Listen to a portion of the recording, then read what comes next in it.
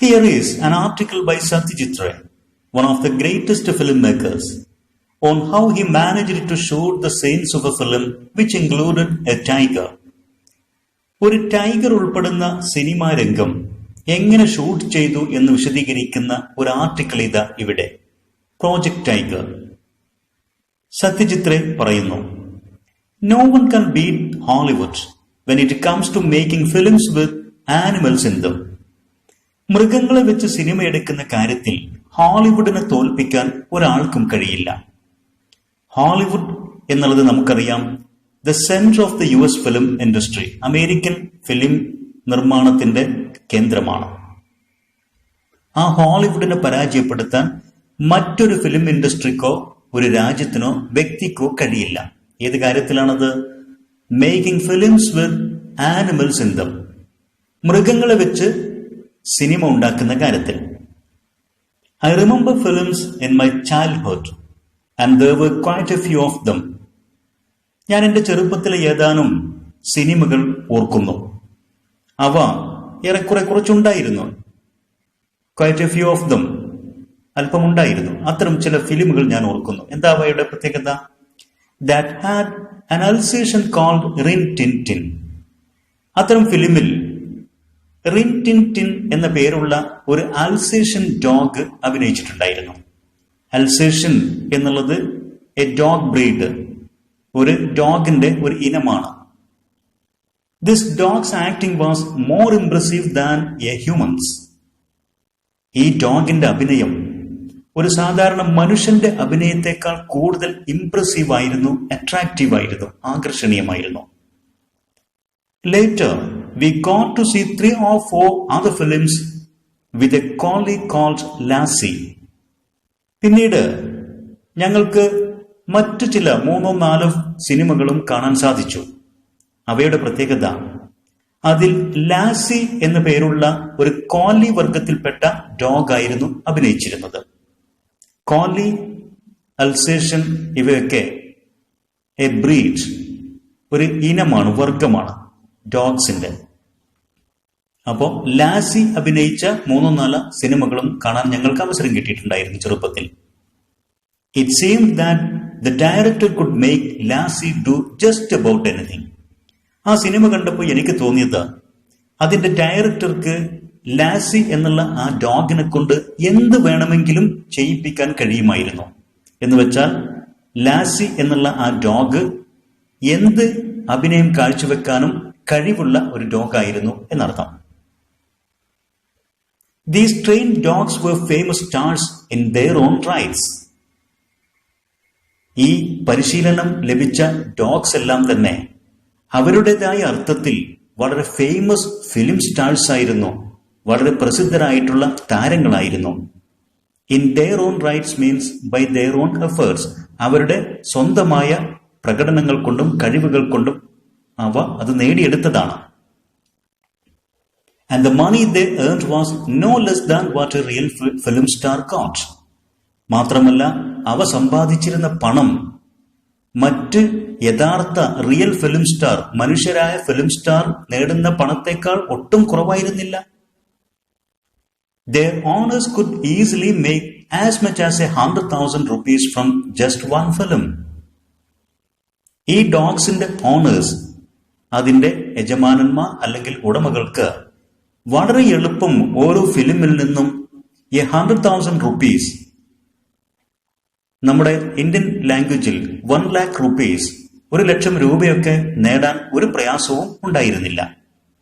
100,000 rupees എന്നുള്ളതാണ് standard ഇംഗ്ലീഷിൽ നമ്മുടെ 1 lakh, 1 crore എന്നൊക്കെ നാം പറയുന്നത് ഇന്ത്യൻ ഇംഗ്ലീഷ് ശൈലിയാണ്. അപ്പോ 1,00,000 രൂപ ഒരു ഫിലിമിൽ നിന്ന് ഈ ഡോഗ്സിന് നേടാൻ അല്ലെങ്കിൽ അവയുടെ ഓണേഴ്സിന് നേടാൻ ഒരു പ്രയാസവും ഉണ്ടായിരുന്നില്ല. അവരുടെ സമ്പാദ്യം, അവർക്ക് കിട്ടുന്ന പ്രതിഫലം റിയൽ ഹ്യൂമൻ ആക്ടേഴ്സിനേക്കാളും ഒട്ടും കുറവായിരുന്നില്ല എന്നർത്ഥം. I realized how reverently these animal actors were treated. എത്രമാത്രം ആദരവോട് കൂടിയാണ് ഈ ആനിമൽ ആക്ടേഴ്സ്, മൃഗങ്ങളായ നടീനടന്മാരെയൊക്കെ ട്രീറ്റ് ചെയ്യുന്നത്, കൈകാര്യം ചെയ്യുന്നത് എന്നുള്ളത് എനിക്ക് ബോധ്യപ്പെട്ടു. എപ്പോഴാണത്? when I happened to see the shooting of a film 20 years ago in Disney Studio in Hollywood. ഹോളിവുഡിലെ ഡിസ്നി സ്റ്റുഡിയോയിൽ 20 വർഷങ്ങൾക്ക് മുമ്പ് ഞാനൊരു ഫിലിം ഷൂട്ടിംഗ് കാണാൻ ഇടയായി. അന്ന് എനിക്ക് ബോധ്യപ്പെട്ടു, വളരെ റെവറന്റ്ലി മീൻസ് റെസ്പെക്ട്ഫുള്ളി, ആദരവോട് കൂടിയാണ് ഈ ആനിമൽ ആക്ടേഴ്സിനെ എല്ലാം ഹോളിവുഡ് സിനിമ ഇൻഡസ്ട്രിയിൽ കൈകാര്യം ചെയ്യുന്നത് എന്നുള്ള കാര്യം. The main character in this film was a large dog. ഞാൻ അന്ന് അവിടെ കണ്ട ആ സിനിമയിലെ പ്രധാന കഥാപാത്രം ഒരു വലിയ ഡോഗ് ആയിരുന്നു. I reached the studio to find that the shooting had not yet started. ഞാൻ ഡിസ്നി സ്റ്റുഡിയോയിൽ എത്തുമ്പോൾ അതിന്റെ ഷൂട്ടിംഗ് ആരംഭിച്ചിട്ടുണ്ടായിരുന്നില്ല, സ്റ്റാർട്ട് ചെയ്തിട്ടുണ്ടായിരുന്നില്ല. The cameraman was getting the lights ready. Cameraman light arrangements ഒക്കെ നടത്തിക്കൊണ്ടിരിക്കുമ്പോഴാണ് ഞാൻ അവിടെ എത്തുന്നത്. It is customary for actors to be present when the lights are arranged. Cinema നിർമ്മാണ മേഖലയിൽ it is customary, വളരെ ഹാബിച്വലാണ്, പതിവാണ്, നിർബന്ധമായ ഒരു കാര്യമാണ്, സാധാരണ നടക്കുന്ന ഒരു കാര്യം ഇതാണ്. For actors to be present, നടന്മാരെല്ലാം തന്നെ സന്നിഹിതരായിരിക്കണം, പ്രസന്റ് ആയിരിക്കണം. When the lights are arranged, lighting arrangement ഒക്കെ നടത്തുന്ന അതേ സന്ദർഭത്തിൽ തന്നെ നടന്മാരും നടിമാരൊക്കെ പ്രസന്റ് ആയിരിക്കുക എന്നുള്ളതാണ് സാധാരണ കസ്റ്റമറി മീൻസ് ഹാബിച്വൽ ആയിട്ടുള്ള പതിവായിട്ടുള്ള രീതി. അതിനുള്ള കാരണം they have to show the cameraman how they will walk or where they will stand. ക്യാമറമാന് നടീനടന്മാർ കാണിച്ചു കൊടുക്കണം എങ്ങനെയാണ് അവർ നടക്കുക, എങ്ങനെയാണ് അല്ലെങ്കിൽ എവിടെയാണ് അവർ നിൽക്കുക എന്നീ കാര്യങ്ങളൊക്കെ. ഇൻ എ പെർട്ടിക്കുലർ ഷോട്ട്, ഒരു പ്രത്യേക ഷോട്ട് എടുക്കുമ്പോൾ തങ്ങൾ എങ്ങനെ നടക്കും, എവിടെ നിൽക്കും എന്നൊക്കെ ക്യാമറമാന് ആദ്യമേ കാണിച്ചു കൊടുക്കണം. അതിനനുസരിച്ചാണ് ലൈറ്റ് അറേഞ്ച്മെന്റ്സ് ചെയ്യേണ്ടത്. ഇതിനുവേണ്ടി ഷൂട്ടിംഗ് തുടങ്ങുന്നതിന് മുമ്പ് തന്നെ നടീനടന്മാരൊക്കെ സെറ്റിൽ ഹാജരാവുക, പ്രസന്റ് ആയിരിക്കുക എന്നുള്ളത് കസ്റ്റമറിയാണ്, പതിവ് രീതിയാണ്. In the case of very famous stars, this job is done by their stand-ins. എന്നാൽ വളരെ പ്രസിദ്ധരായിട്ടുള്ള, വളരെ ഫേമസ് സ്റ്റാർസ്, പ്രസിദ്ധരായിട്ടുള്ള താരങ്ങളെ സംബന്ധിച്ചിടത്തോളം this job is done by their stand-ins. ഈ പണിയൊക്കെ അവരുടെ പകരക്കാരാണ് ചെയ്യാറുള്ളത്. വളരെ സൂപ്പർ സ്റ്റാറുകൾ ഈ ലൈറ്റ് അറേഞ്ച്മെന്റ് സമയത്തൊന്നും വന്ന് ക്യാമറാമാനോട് തങ്ങൾ എങ്ങനെ നടക്കും, തങ്ങൾ എവിടെ നിൽക്കും എന്നൊന്നും കാണിച്ചു കൊടുക്കില്ല. അവരെ സംബന്ധിച്ച് ഈ പണിയൊക്കെ ചെയ്യുന്നത് അവരുടെ സ്റ്റാൻഡിൻസ്, അവരുടെ സബ്സ്റ്റിറ്റ്യൂട്ടുകളാണ്, അവരുടെ പകരക്കാരാണ്. A stand in is usually a person who is physically similar to the real star. ഒരു സ്റ്റാൻഡിൻ എന്ന് പറയുമ്പോൾ യഥാർത്ഥ സ്റ്റാറിന്റെ, യഥാർത്ഥ നടന്മാരുടെ രൂപത്തിലുള്ള ശാരീരിക പ്രകൃതവും അവരുടെ ഒരു രീതിയൊക്കെ ഉൾക്കൊള്ളുന്ന വ്യക്തിയായിരിക്കും. ഫിസിക്കലി സിമിലർ, ശാരീരികമായിട്ട് റിയൽ സ്റ്റാറിനോട് സാമ്യതയുള്ള ആളായിരിക്കും അവരുടെ standing. The stars themselves arise only when the lights are ready and it is time to take a shot. യഥാർത്ഥ സ്റ്റാർസ് എത്തുന്നത് ലൈറ്റ്സ് ഒക്കെ റെഡിയായിട്ട് യഥാർത്ഥമായിട്ടുള്ള ആ ഷോട്ട് എടുക്കുന്ന സന്ദർഭങ്ങളിൽ മാത്രമേ സൂപ്പർ സ്റ്റാറുകൾ അല്ലെങ്കിൽ വെരി ഫേമസ് സ്റ്റാറുകൾ എത്തുകയുള്ളൂ. അതുവരെയുള്ള പണിയൊക്കെ സാധാരണ സ്റ്റാൻഡിൻസ് ആണ് ചെയ്യുന്നത് എന്നർത്ഥം. Here in Disney Studio, I noticed that a few actors were moving about in the set. അങ്ങനെ ആ ഡിസ്നി സ്റ്റുഡിയോയില് ഏതാനും നടീനടന്മാർ സെറ്റിൽ അങ്ങോട്ടും ഇങ്ങോട്ടും നടക്കുന്നത്, സഞ്ചരിക്കുന്നത് എന്റെ ശ്രദ്ധയിൽപ്പെട്ടു. ആൻഡ് ഓൺ വൺ സൈഡ്, ഒരരികിലത സ്റ്റാൻഡിങ് ക്വയറ്റ്ലി, വളരെ ശാന്തമായിട്ട് നിൽക്കുന്നു. ആ നിൽക്കുന്നത് ആരായിരുന്നു? Was the protagonist. ഈ സിനിമയിലെ മെയിൻ ക്യാരക്ടർ, പ്രധാന കഥാപാത്രമായിരുന്നു. ആരാണത്? ദ സെയിം ലാർജ് ഡോഗ്, ആ വലിയ നായയായിരുന്നത്. മറ്റ് നടീനടന്മാരൊക്കെ സെറ്റിൽ അങ്ങോട്ടും ഇങ്ങോട്ടും നടക്കുന്നുണ്ട്. പക്ഷെ പ്രധാന കഥാപാത്രത്തെ അഭിനയിക്കുന്ന ഈ വലിയ ഡോഗ്, അത് ഒരു മൂലയിൽ വളരെ ശാന്തമായിട്ട് നിൽക്കുന്നതും ഞാൻ ശ്രദ്ധിച്ചു. The cameraman shouted to everyone to take their positions. Cameraman ഓരോ നടീനടന്മാരോടും ഉച്ചത്തിൽ വിളിച്ചു പറയുന്നുണ്ട് അവർ അവരുടേതായ സ്ഥാനങ്ങളിലേക്ക് നിൽക്കാൻ, അവരുടെ പൊസിഷൻ എടുക്കാൻ, സ്ഥാനം എവിടെയാണോ അവിടേക്ക് പോയി നിൽക്കാൻ അദ്ദേഹം ഇങ്ങനെ കൽപ്പിക്കുന്നുണ്ട്. But the dog remain where it was. പക്ഷെ നമ്മുടെ ഈ വലിയ ഡോഗ് അതെവിടെയാണോ നിന്നിരുന്നത് അവിടെ തന്നെ നിന്നു, അത് അനങ്ങുന്നില്ല. റിമെയിൻഡ്, നിശ്ചലമായിട്ട് അവിടെ നിന്നു. This puzzle to me. ഇതെന്നെ കൺഫ്യൂസ്ഡ് ആക്കി, എനിക്ക് ആശയക്കുഴപ്പമുണ്ടാക്കി. മറ്റെല്ലാ നടീനടന്മാരും ക്യാമറമാന്റെ നിർദ്ദേശത്തിനനുസരിച്ച് അങ്ങോട്ടും ഇങ്ങോട്ടൊക്കെ നിന്ന് കൊടുക്കുന്നുണ്ട്. പക്ഷെ പ്രധാന കഥാപാത്രത്തെ, പ്രൊട്ടാഗണിസ്റ്റിനെ അവതരിപ്പിക്കേണ്ട ഈ ലാർജ് ഡോഗ് ഇതൊന്നും അനുസരിക്കുന്നില്ല, അനങ്ങാതെ ശാന്തമായിട്ട് ഒരിടത്ത് നിൽക്കുകയാണ്. ഇതാണ് എന്നെ ആകെ കൺഫ്യൂസ്ഡ് ആക്കിയത്. Could it be that it was not required in the next shot? അടുത്ത ഷോട്ടിൽ, അടുത്ത രംഗം ചിത്രീകരിക്കുന്നതിൽ ഈ ഡോഗിന്റെ ആവശ്യമുണ്ടായിരിക്കില്ല, അതുകൊണ്ടായിരിക്കുമോ ഇതനങ്ങാതെ നിൽക്കുന്നത്?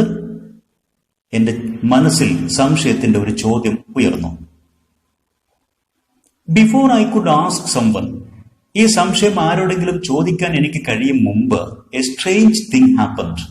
വിചിത്രമായ മറ്റൊരു കാര്യം അവിടെ സംഭവിച്ചു. എന്തായിരുന്നു അത്? From nowhere appeared a little dwarf. എവിടെ നിന്നെന്നറിയില്ല, ഒരു കുറിയ മനുഷ്യൻ അവിടെ പ്രത്യക്ഷപ്പെട്ടു. ഡോഫ് മീൻസ് ഷോർട്ട് മാൻ, കുറിയ ഒരു മനുഷ്യൻ. സാധാരണ ഉള്ളതിലേക്കാളും അസാധാരണമാം വിധം ചെറിയ ഒരു മനുഷ്യൻ. Followed by another man carrying a hairy dog skin. അദ്ദേഹത്തിന് പിന്നാലെ മറ്റൊരാളും അവിടെ കടന്നു വന്നു. അദ്ദേഹത്തിന്റെ കയ്യിൽ ഒരു ഡോഗ് സ്കിൻ, ഒരു ഡോഗിന്റെ രോമക്കുപ്പായമുണ്ടായിരുന്നു. ഹെയറി, നല്ല രോമാവൃതമായ.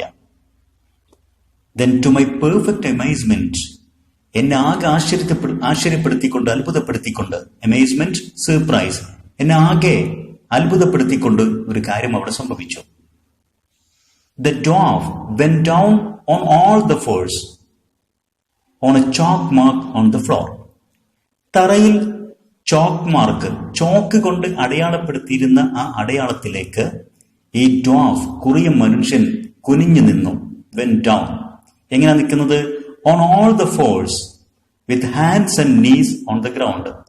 അദ്ദേഹത്തിന്റെ കൈയും കാൽമുട്ടും നിലത്ത് കുത്തിക്കൊണ്ട്, എന്ന് വെച്ചാൽ 4 കാലിൽ അദ്ദേഹം തറയിൽ മാർക്ക് ചെയ്തിരുന്ന ആ അടയാളത്തിലേക്ക് മുട്ടുകുത്തി നിന്നു. ജസ്റ്റ് ലൈക്ക് an animal, ഒരു മൃഗത്തെ പോലെ നിന്നു. And the dog skin was ഡ്രേപ്ഡ് over him. മറ്റേ ആൾ കൊണ്ടുവന്നിരുന്ന ആ ഡോഗ് സ്കിൻ, ഡോഗിന്റെ ആ രോമക്കുപ്പായം, വാസ് ഡ്രേപ്ഡ് മീൻസ് കവേർഡ്, അദ്ദേഹത്തിന്റെ മേൽ പുതക്കുകയും ചെയ്തു. ഇപ്പോൾ കണ്ടാൽ ഒരു നായ നിൽക്കുന്ന പോലെ ഉണ്ടായിരിക്കും. Then he crawled from one mark to another. അങ്ങനെ അദ്ദേഹം ഓരോ അടയാളത്തിൽ നിന്നും മറ്റൊരു അടയാളത്തിലേക്ക് എന്ന രൂപത്തിൽ ഇങ്ങനെ ക്രോൾഡ്, ഇഴഞ്ഞ് നീങ്ങി. തറയിലാകെ ആ ലാർജ് ഡോഗ് നിൽക്കേണ്ട ഭാഗങ്ങളെല്ലാം അടയാളപ്പെടുത്തിയിട്ടുണ്ട്. അവിടേക്ക് ഒക്കെ ഇപ്പോൾ ഈ ഡോഫ്, കുറിയ മനുഷ്യൻ, നായയുടെ രോമക്കുപ്പായം ധരിച്ച് നായയുടെ വേഷം കിട്ടിയ ഈ മനുഷ്യനാണ് ഇപ്പോൾ ഇങ്ങനെ ഒന്നിൽ നിന്ന് മറ്റൊന്നിലേക്ക് ഇങ്ങനെ ഇഴഞ്ഞു നീങ്ങിക്കൊണ്ടിരിക്കുന്നത്. And the cameraman got busy with the lights. അതിനനുസരിച്ച് ക്യാമറമാൻ ലൈറ്റ് അറേഞ്ച് ചെയ്യുന്ന കാര്യത്തിൽ വ്യാപൃതനാവുകയും ചെയ്തു. It finally dawned upon me that this dwarf was paid to be the dog's stand in. അവസാനമാണ് എനിക്കൊരു കാര്യം ബോധ്യപ്പെട്ടത്. ഈ കുറിയ മനുഷ്യൻ, ആ ഡോഗ്, അവിടെ പ്രധാന കഥാപാത്രമായിട്ട് അഭിനയിക്കുന്ന ഡോഗിന്റെ പകരക്കാരനാണ് ഈ മനുഷ്യൻ എന്നുള്ള കാര്യം അപ്പോഴാണ് എനിക്ക് ബോധ്യപ്പെട്ടത്. It finally dawned upon me.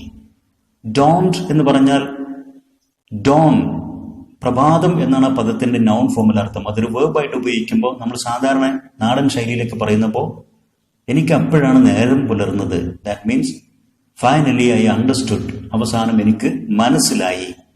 This dog was paid to be the dog stand in. മൃഗമായ സൂപ്പർ സ്റ്റാർ ഡോഗിന്റെ പകരക്കാരനായിട്ട് അഭിനയിക്കുന്നത് ഒരു കുറിയ മനുഷ്യനാണ് എന്നുള്ള സത്യം. Every animal in a Hollywood film is well trained. Hollywood സിനിമയിലെ ഓരോ മൃഗവും ശരിക്കും ട്രെയിനിങ് ലഭിച്ചതാണ്, നല്ലവണ്ണം പരിശീലിപ്പിക്കപ്പെട്ടതാണ്. It is not difficult to train a horse or a dog. ഒരു കുതിരയെയോ ഡോഗിനെയോ ട്രെയിൻ ചെയ്യാൻ പ്രയാസമുള്ള കാര്യമല്ല. But have you ever heard of trained ravens? പക്ഷെ നിങ്ങൾ എപ്പോഴെങ്കിലും കേട്ടിട്ടുണ്ടോ ട്രെയിൻഡ് റേവൻസിനെ കുറിച്ച്, പരിശീലനം ലഭിച്ച കാക്കകളെ കുറിച്ച്? Raven means crow like birds, കാക്ക വർഗത്തിൽപ്പെട്ട പക്ഷികൾ. Not just 1 or 2, but nearly 100 of them. 1 or 2 ravens അല്ല, മറിച്ച് 100ഓളം റേവൻസ്. അതിനെക്കുറിച്ച് എപ്പോഴെങ്കിലും കേട്ടിട്ടുണ്ടോ? Even this was made possible in Hollywood. എന്നാൽ ഇതുപോലും ഹോളിവുഡിൽ സാധ്യമാക്കിയിട്ടുണ്ട്. When the creator of some of the best suspense films in the history of cinema, Alfred Hitchcock, decided to make a film called Birds. എപ്പോഴാണ് trained റാവൻസിനെ സാധ്യമാക്കിയത് ഹോളിവുഡിൽ? ഏതാനും suspense സിനിമകൾ എടുത്തുകൊണ്ട് cinema ചരിത്രത്തിൽ തന്നെ സ്ഥാനം നേടിയ ഒരു സിനിമാ നിർമ്മാതാവ് ഉണ്ടായിരുന്നു, ആൽഫ്രഡ് ഹിച്ച്കോക്ക്. അദ്ദേഹം decided to make a film called Birds. Birds എന്ന പേരിൽ ഒരു സിനിമ ഉണ്ടാക്കാൻ തീരുമാനിച്ചു. ആ സന്ദർഭത്തിലാണ് റേവൻസിനെ ട്രെയിൻ ചെയ്ത് കിട്ടേണ്ട ആവശ്യം വന്നത്. In the story, birds from all over the world start attacking humans. Alfred ഹിച്ച്കോക്കിന്റെ ബേർഡ്സ് എന്നുള്ള സിനിമയുടെ കഥയിൽ പ്രധാനപ്പെട്ട ഒരു രംഗമായിരുന്നു ലോകത്തിന്റെ നാനാഭാഗത്തു നിന്നുമുള്ള പലതരം പക്ഷികൾ മനുഷ്യരെ ആക്രമിക്കാൻ തുടങ്ങുന്നു എന്നുള്ളത്. Hitchcock needed A variety of birds. ഈ രംഗത്തിനു വേണ്ടി ആൽഫ്രഡ് ഹിച്ച്കോക്കിന് പലതരത്തിലുള്ള പക്ഷികളെ ആവശ്യമായിരുന്നു. But what was record in the largest number was ravens. എന്നാൽ ഏറ്റവും കൂടുതൽ എണ്ണം ആവശ്യമുണ്ടായിരുന്നത് റേവൻസ് എന്നുള്ള ക്രോ വർഗത്തിൽപ്പെട്ട പക്ഷികളായിരുന്നു. Notices were placed in the press all over the United States. അതുകൊണ്ട് തന്നെ അദ്ദേഹം അമേരിക്കയിലെ എല്ലാ പത്രമാധ്യമങ്ങളിലും പരസ്യം ചെയ്തു. Asking people to contact the filmmaker if they knew how to get hold of trained ravens. പരിശീലനം നൽകിയ റേവൻസിന് എങ്ങനെ ലഭിക്കുമെന്ന് ആർക്കെങ്കിലും അറിയുമെങ്കിൽ ഫിലിം മേക്കറെ ബന്ധപ്പെടണം എന്ന് ആവശ്യപ്പെട്ടുകൊണ്ടുള്ള പരസ്യങ്ങളായിരുന്നു അമേരിക്കയിലെ ആ പത്രമാധ്യമങ്ങളിലെല്ലാം അന്ന് അദ്ദേഹം ചെയ്തത്. Someone replied within a few days. ഏതാനും ദിവസങ്ങൾക്കകം തന്നെ ആരോ ഒരാൾ പ്രതികരിച്ചു, പരസ്യത്തിന് മറുപടി നൽകി. He was asked to bring his birds. അദ്ദേഹത്തോട് തന്റെ പക്ഷികളെ കൊണ്ടുവരാൻ ആവശ്യപ്പെട്ടു. And he arrived with almost 100 trained ravens. അങ്ങനെ അദ്ദേഹം ഏകദേശം 100ഓളം trained ravens, പരിശീലനം നൽകിയ റേവൻ പക്ഷികളുമായിട്ട് വന്നു. Admittedly, their training had not gone very bad. സത്യത്തിൽ അവയുടെ പരിശീലനം അത്ര മോശമായിരുന്നില്ല. Admittedly, truly എന്നർത്ഥം. മറ്റൊരർത്ഥത്തിൽ actually they had got good training. അവയ്ക്ക് നല്ല പരിശീലനം ലഭിച്ചിട്ടുണ്ടായിരുന്നു. That is to say, they could not do anything that might be seen as extraordinary. മറ്റൊരർത്ഥത്തിൽ പറഞ്ഞാൽ, വ്യക്തമായിട്ട് പറയുകയാണെങ്കിൽ, റാവൻ പക്ഷികൾക്ക് നമ്മെ വളരെയധികം അത്ഭുതപ്പെടുത്തുന്ന ഒരുപാട് കാര്യങ്ങളൊന്നും ചെയ്യാൻ കഴിയുമായിരുന്നില്ല. എന്നാൽ if as many as 50 ravens are told to perch quietly in a row on a specified spot, 50ഓളം റാവൻ പക്ഷികളോട് നാം കൽപ്പിക്കുകയാണ് എന്ന് സങ്കല്പിക്കുക. ഒരു സ്ഥാനത്ത് നിരനിരയായിട്ട് വന്നിരിക്കാൻ നാം കൽപ്പിച്ചു എന്ന് സങ്കല്പിക്കുക. പേർച്ച് എന്ന് പറഞ്ഞാൽ പക്ഷികൾ പറന്നു വന്ന് ഇരിക്കുക എന്നർത്ഥം. റാവൻ പക്ഷികളോട് ഏകദേശം 50 എണ്ണത്തോട് ഒരുമിച്ച് ഒരു പ്രത്യേക സ്ഥലത്ത് മാറി വരി വരിയായിട്ട് ഇരിക്കാൻ നാം കൽപ്പിച്ചു എന്ന് സങ്കല്പിക്കുക. And if they obeyed this command instantly, അവ വളരെ പെട്ടെന്ന് തന്നെ ആ കമാൻഡ്, ആ കൽപ്പന അനുസരിച്ചു എന്നും കരുതുക. ഇൻസ്റ്റന്റ്ലി, ക്വിക്കലി, വളരെ പെട്ടെന്ന്. Isn't that pretty impressive?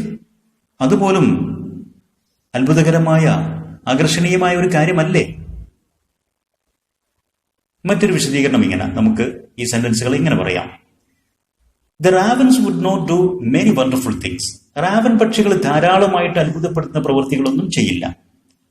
But when we ask 50 ravens to sit in a row in a specified place, 50ഓളം റാവൻ പക്ഷികളോട് നാം ഒരു സ്പെസിഫിക് സ്ഥലത്ത്, വളരെ വ്യക്തമായിട്ട് നാം സൂചിപ്പിക്കുന്ന ഒരു സ്ഥലത്ത് ഇരിക്കാൻ പറഞ്ഞു എന്ന് സങ്കല്പിക്കുക. ഇൻ എ റോ, ഒരു വരിയായിട്ട്. ആൻഡ് ഇഫ് ദേ ഒബേ, അവ ആ കമാൻഡ്, ആ കൽപ്പന അനുസരിച്ചു എന്നും കരുതുക. It's A wonderful and attractive thing. തീർച്ചയായിട്ടും അതൊരു അത്ഭുതകരമായ, ആകർഷണീയമായ കാര്യമാണ്. ഇസ്ന്റ് ഇറ്റ്? അങ്ങനെയല്ലേ?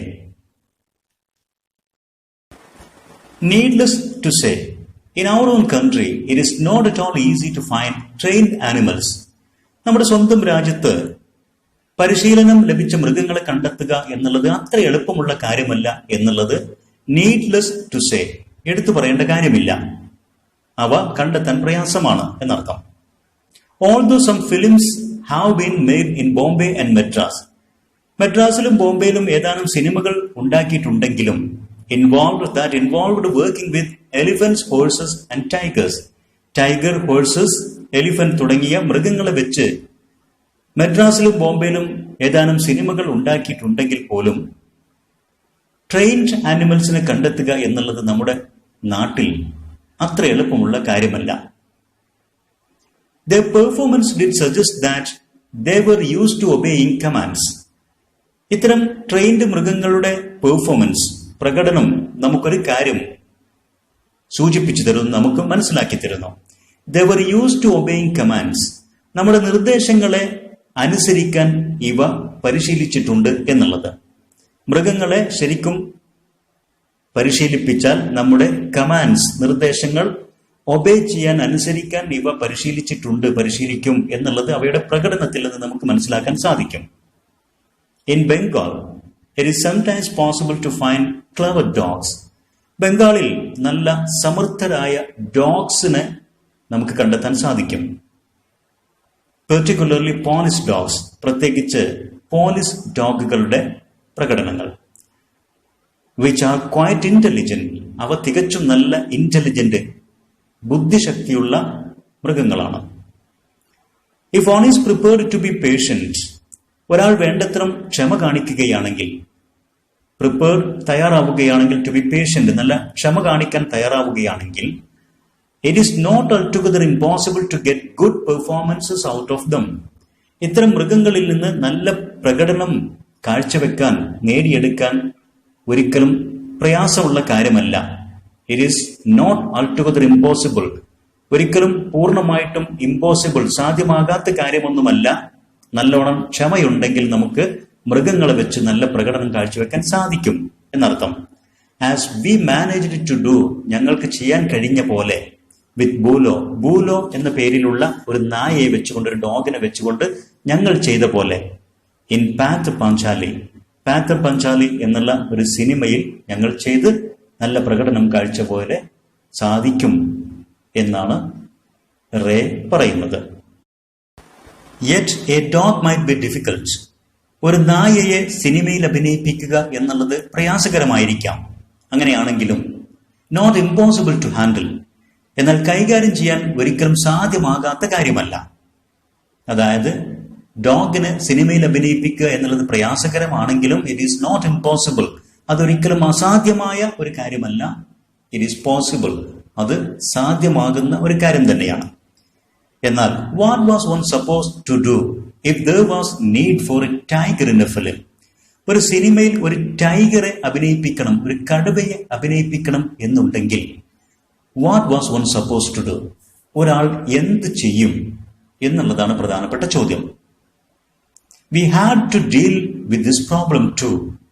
ഈ പ്രശ്നവും ഞങ്ങൾക്ക് കൈകാര്യം ചെയ്യേണ്ടി വന്നു. ഒരു ടൈഗറെ സിനിമയിൽ അഭിനയിപ്പിക്കേണ്ട ഒരു പ്രയാസകരമായ രംഗവും ഞങ്ങൾക്ക് നേരിടേണ്ടി വന്നു. When we were shooting Gooby Gain Bagabain എന്ന ഒരു സിനിമയുടെ ഷൂട്ടിംഗ് വേളയിലാണ്, രംഗത്താണ് ഇത് നേരിടേണ്ടി വന്നത്. ഇൻ ദ ഫിലിം, ആ സിനിമയിൽ ഗൂബി എന്നുള്ള കഥാപാത്രം, who is banished by the king, wanders in the forest. രാജാവ് ഗൂബി എന്നുള്ള കഥാപാത്രത്തെ ബാനിഷ് ചെയ്തിരിക്കുന്നു. Banished means expelled from the country, രാജ്യത്തിൽ നിന്ന് പുറത്താക്കിയിരിക്കുന്നു. അങ്ങനെയുള്ള ഗൂബി എന്നുള്ള കഥാപാത്രം വാണ്ടേഴ്സ് ഇൻ ദ ഫോറസ്റ്റ്, വനത്തിൽ അലഞ്ഞു നടക്കുന്നതാണ് രംഗം. അങ്ങനെയുള്ള ഗൂബി എന്നുള്ള കഥാപാത്രം meets Bagha who is also been banished. Bagha എന്നുള്ള മറ്റൊരു കഥാപാത്രത്തെ കണ്ടുമുട്ടുന്നു വനത്തിൽ. അയാളും ബാനിഷ്ഡ്, രാജാവ് പുറം തള്ളിയ വ്യക്തിയാണ്. നാട് കടത്തി നാട്ടിൽ നിന്ന് പുറത്താക്കി കാട്ടിലേക്ക് അയക്കപ്പെട്ട വ്യക്തികളാണ് ഗൂബിയും ബഗയും. ഇവർ പരസ്പരം കാട്ടിൽ കണ്ടുമുട്ടുന്നു. They see a tiger and freeze. ഇങ്ങനെ ഇവർ രണ്ടുപേരും വനത്തിൽ അലഞ്ഞു നടക്കുമ്പോൾ ഒരു ടൈഗറെ കണ്ടുമുട്ടുന്നു. ആൻഡ് ഫ്രീസ്, പേടിച്ച് മരവിച്ചു പോകുന്നു. ഇതാണ് രംഗം. But the tiger simply walks about in the forest. എന്നാൽ കടുവ കാട്ടിലൂടെ ഇങ്ങനെ ജസ്റ്റ് അലഞ്ഞു നടക്കുന്നു, അതങ്ങ് കടന്നു പോകുന്നു. Without paying them the slightest attention. ഇവരെ രണ്ടുപേരെയും അല്പം പോലും പരിഗണിക്കാതെ ഗൂബിയും ബഗയും കടുവയെ കണ്ട് പേടിച്ച് ഫ്രീസ് ആകുന്നു, മരവിച്ചു പോകുന്നു. എന്നാൽ കടുവ ഇവരെ കൂടുതലൊന്നും മൈൻഡ് ചെയ്യാതെ സ്ലൈറ്റസ്റ്റ് അറ്റൻഷൻ, വളരെ നിസാരമായ ശ്രദ്ധ പോലും കൊടുക്കാതെ കടന്നു പോകുന്നു. ഈ രംഗമാണ് ചിത്രീകരിക്കേണ്ടിയിരുന്നത്.